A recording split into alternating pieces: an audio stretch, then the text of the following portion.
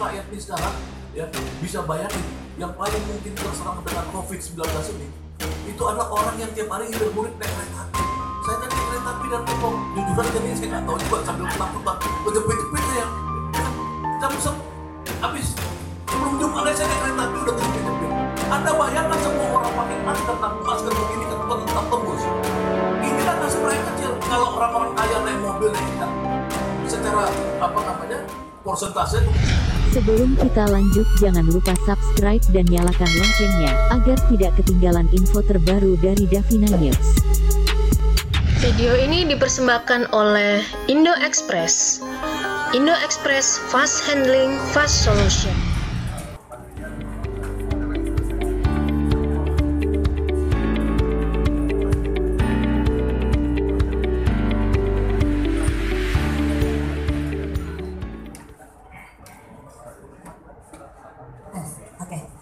Baiklah, seperti tadi saya sudah buka, acara ini merupakan gagasan dari kami Planner dalam rangka Disnatalis kedua kami Planner. Untuk itu, demi mempersingkat waktu, saya persilakan Pak Kamus Muhammad sebagai anggota DPR RI Komisi 11 untuk menjelaskan tentang acara. Terima kasih, selamat siang. Apa kabar semua teman-teman? Sehat? Udah makan siang belum? Alhamdulillah. Terima kasih kesediaannya hadir pada siang hari ini. Kenapa kami terima kasih sekali? Karena kita tahu pemerintah kita sedang menghimbau untuk mengurangi acara rame-rame, betul ya? Tapi karena komitmen teman-teman sekalian, sehingga pentingnya kita memberikan edukasi kepada publik sehingga tetap hadir pada siang hari ini. Izinkan saya menyampaikan bahwa rencananya ada 5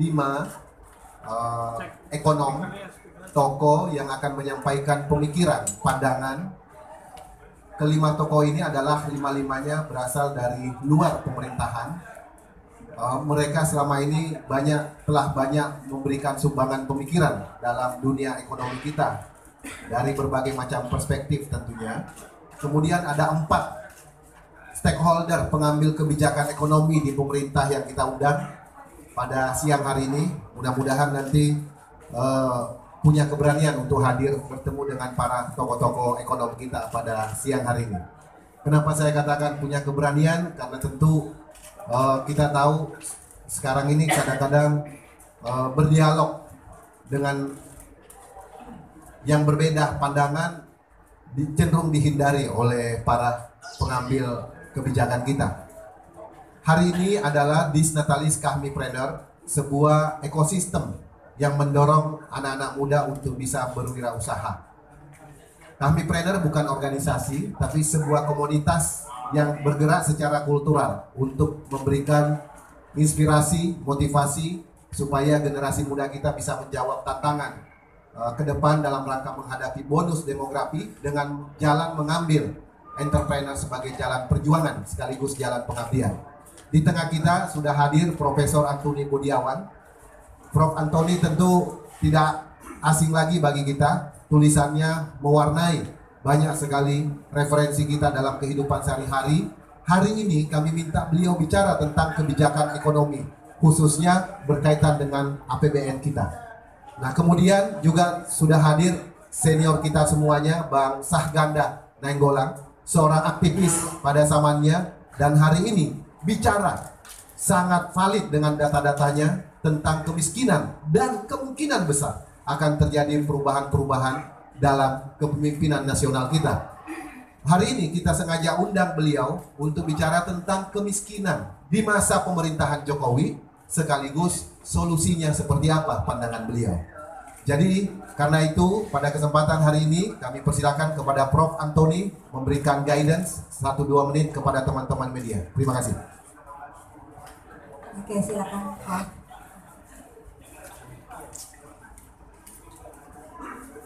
Ya, terima kasih Bang Samad. Kalau kita lihat bahwa memang struktur ekonomi kita ini selama ini terus sangat lemah, tinggal tunggu pemicu saja bahwa ini yang akan bisa membuat ekonomi kita masuk ke dalam krisis dan kalau itu berkepanjangan menjadi resesi. Dan COVID-19 ini adalah pemicu yang sangat mematikan. Bukan mematikan bagi kesehatan saja, tetapi juga mematikan bagi perekonomian Indonesia.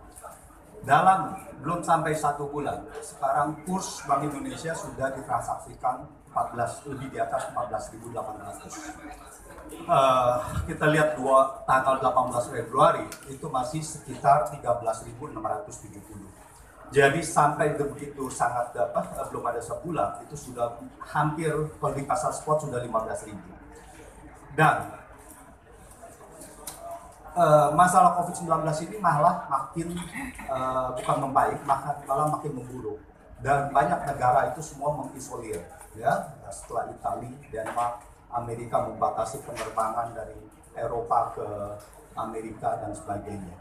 Dan ini akan memperburuk situasi ekonomi. Dan saya perkirakan bahwa cadangan devisa kita akan tergerus karena akan terjadi capital outflow, ya, dolar-dolar akan lari ke luar negeri, mereka akan menjual, investor-investor asing akan menjual asetnya, dan kalau kita lihat adalah bahwa di bursa ini sudah terjadi kepanikan. Kemarin bursa Indonesia turun 5% lebih, dan sekarang turun 5% tadi pagi langsung dan disuspend. Disinilah menunjukkan kepanikan, dan suspend ini akan memperbesar kepanikan itu sendiri. Dan ini adalah baru permulaan dari situasi yang kita akan memasuki krisis. Dan kalau COVID-19 ini tidak segera tertangani, maka kita akan bisa masuk ke dalam resesi. Nah, itulah kita harus siap. Pemerintah bagaimana untuk bisa menyiapkan ini semua, terutama jaring pengaman sosial, agar mereka yang terimbas dari masalah perekonomian ini, yang terkena PHK dan sebagainya, harus dicari jalan keluar agar bisa dikurangi penderitaannya. Terima kasih. Terima kasih, sangat jelas guideline dari Prof. Antoni. Saya persilakan ke Bang Saganda. Selamat siang, Assalamualaikum warahmatullahi wabarakatuh. Terima kasih kepada Pak Maruf Samad. Ini luar biasa, forumnya disebut sebagai forum oposisi. Jadi saya semangat sekali datang kemarin. Itu Prof. Antoni. Jadi saya semangat karena saya melansir bahwa Jokowi akan jatuh dalam 6 bulan. Dan itu seluruh media merilis perkataan saya. Saya ini kalau bicara itu tidak bicara asbun, asal bunyi. Karena pengetahuan saya itu merambah dari mulai ilmu sosial, politik, dan ekonomi. Ya, saya pernah juga di Rotterdam School of Economics, ya, di Belanda misalkan. Jadi orang banyak nggak tahu saya sebenarnya belajar juga ekonomi sembunyi-sembunyi, Bro. Jadi teman-teman sekalian, kenapa saya katakan Jokowi jatuh dan saya hadir kemarin, kemudian diminta bicara kemiskinan, sangat penting karena ya ketika ada krisis, ya krisis jatuh bukan harus Jokowi jatuh, bisa rejim yang jatuh. Krisis itu kita lihat sampai sekarang, tanda-tandanya ketika negara kita, pemerintah kita coba menggelontorkan dana ya untuk care ya, atau jaring pengaman sosial tadi, itu kan udah mulai kelihatan nggak tepat sasaran. Ya, sekarang digelontorkan untuk para wisata, digelontorkan untuk buzzer 72 miliar, digelontorkan untuk pegawai negeri. Ya, padahal sekarang ini pada saat bersama pemerintah mau menarik tabung gas 3 kg misalkan. Itulah sebenarnya yang harus disubsidi panjang ini kalau pada saat krisis adalah rakyat kecil ini. Jadi kita melihat ya, 5 tahun Jokowi ini hanya berhasil membuat pertumbuhan 1%, ya bisa 0,2, 0,4. Jadi variasi daripada seluruh tim research media. Saya baca dari tim teman-teman juga, tim research media. 1, SBY ya itu udah 5,8, 5,7, 5,8 untuk satu periode. Jadi kalau dibelah 2 itu jauh di atas Jokowi. Selama pemerintahan 1999 sampai 2004 zaman Gus Dur, Megawati, dan Habibie itu 6, sekian persen. Jadi Jokowi ini nggak menghasilkan apapun dalam penurunan kemiskinan di Indonesia selama 5 tahun berkuasa.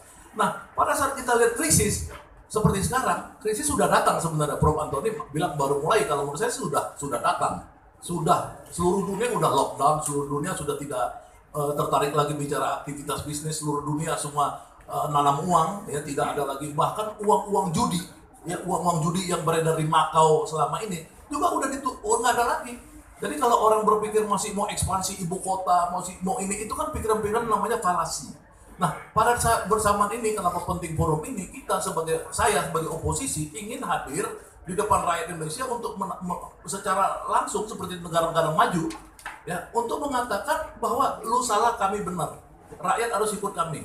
Jadi seperti saya ini misalkan bilang, jangan lagi pemerintah itu menggelontorkan uang, ya, untuk situasi sekarang ini, misalkan membuyout Jiwasraya. Nggak ada, bukan membuyout Jiwasraya. Kita harus kasih rakyat 15 triliun itu. Kalau ada uang 15 triliun, kasih rakyat, manjakan rakyat. Karena rakyat ini sekarang, ya, bisa bayangin, yang paling mungkin terserang dengan COVID-19 ini, itu adalah orang yang tiap hari hilir mudik naik kereta api. Saya kan naik kereta api dari Depok, jujur aja nih, saya nggak tahu juga, sambil ketakutan, kejepit-jepit saya. Ya kan, habis sebelum Jumat saya naik kereta api udah kejepit-jepit.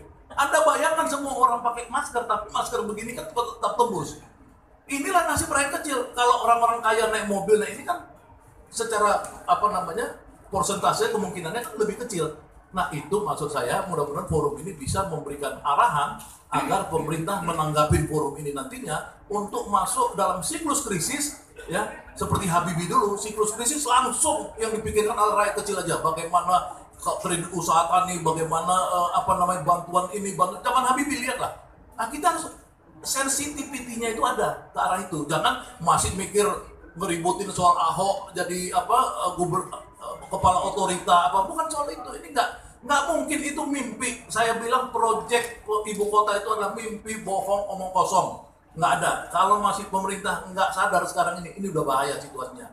Ini Profesor Antoni, dia dari sisi ekonomi clear sekali. Kalau saya karena orang politik juga, saya menerjemahkan pikiran ekonomi itu dalam situasi sosial politik.